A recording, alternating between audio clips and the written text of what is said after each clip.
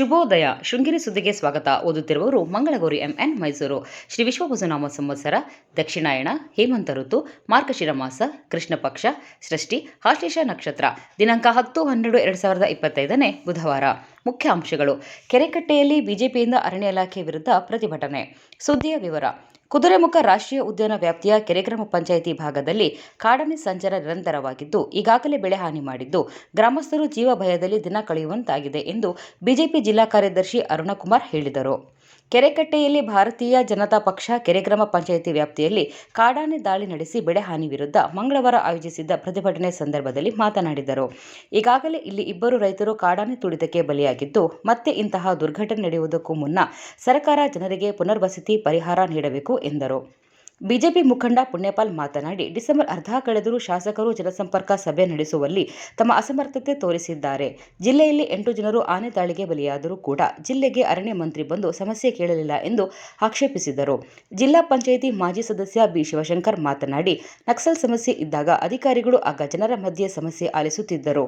ಜಿಲ್ಲಾ ಮಟ್ಟದ ಅಧಿಕಾರಿಗಳು ಸಮಸ್ಯೆ ಬಗ್ಗೆ ಸ್ಪಂದಿಸುತ್ತಿದ್ದರು ಎಂದರು. ಮನವಿ ಸ್ವೀಕರಿಸಿ ಮಾತನಾಡಿದ ಡಿಎಫ್ಒ ಶಿವರಾಮ್ ಬಾಬು, ಜನವಸತಿ ಪ್ರದೇಶದಲ್ಲಿ ಕಾಣಿಸಿಕೊಂಡಿರುವ ಆನೆಯನ್ನು ಸ್ಥಳಾಂತರ ಮಾಡಲು ಕಾರ್ಯಾಚರಣೆ ಮಾಡಲಾಗುತ್ತದೆ.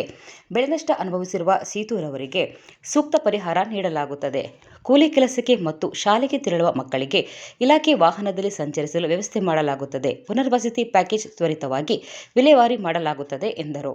ಈ ಸಂದರ್ಭದಲ್ಲಿ ಮುಖಂಡರಾದ ನೂತನ್ ಕುಮಾರ್, ವೇಣುಗೋಪಾಲ್, ವಿಜಯ, ರಾಜೇಶ್ ದ್ಯಾವಂಟ, ಸಚೇಂದ್ರ, ಶೀರ್ಲು ನವೀನ, ಪುಟ್ಟಪ್ಪ ಇತರರು ಇದ್ದರು. ವಿದ್ಯಾರಣ್ಯಪುರದ ಭವಾನಿ ಎಂಬುವರು ಶುಕ್ರವಾರ ರಾತ್ರಿ ಮನೆಗೆ ತೆರಳುತ್ತಿದ್ದ ಸಂದರ್ಭದಲ್ಲಿ ಕೆರೋಡಿ ಬಳಿ ಹಿಂಬದಿಯಿಂದ ಬಂದ ಬೈಕ್ ಸವಾರ ಅಪಹರಿಸಲು ಯತ್ನಿಸಿದ್ದು, ಸರ ತುಂಡಾಗಿದ್ದು, ಅರ್ಧ ಸರದೊಂದಿಗೆ ಪರಾರಿಯಾಗಿದ್ದಾನೆ. ಪಟ್ಟಣದಿಂದ ರಾತ್ರಿ 8 ಗಂಟೆಗೆ ಹೊತ್ತಿಗೆ ಘಟನೆ ನಡೆದಿದ್ದು, ಕಿತ್ತುಕೊಳ್ಳುವ ಭರದಲ್ಲಿ ಮಹಿಳೆ ಸರವನ್ನು ಗಟ್ಟಿಯಾಗಿ ಹಿಡಿದುಕೊಂಡಿದ್ದು, ಕುತ್ತಿಗೆಯಲ್ಲಿ ಸಣ್ಣಪುಟ್ಟ ಗಾಯವಾಗಿದೆ. ಪ್ರಕರಣ ಪೊಲೀಸ್ ಠಾಣೆಯಲ್ಲಿ ದಾಖಲಾಗಿದೆ.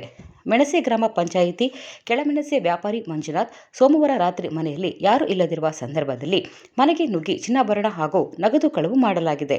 ರಾತ್ರಿ ಮನೆಗೆ ಬಂದಾಗ ಘಟನೆ ಗೊತ್ತಾಗಿದೆ. ಪ್ರಕರಣ ಸ್ಥಳೀಯ ಠಾಣೆಯಲ್ಲಿ ದಾಖಲಾಗಿದೆ. ತಾಲೂಕಿನಲ್ಲಿ ಆಗಾಗ್ಗೆ ಕಳ್ಳತನ ಘಟನೆ ನಡೆಯುತ್ತಿದ್ದು, ನೂರಾರು ಸಂಖ್ಯೆಯ ಬೇರೆ ರಾಜ್ಯದ ಕಾರ್ಮಿಕರು ಸಾಕಷ್ಟಿದ್ದು, ಮಹಿಳೆಯರು ಸಂಜೆ ಹೊತ್ತಿಗೆ ಸಂಚರಿಸಲು ಭಯಭೀತರಾಗಿದ್ದಾರೆ.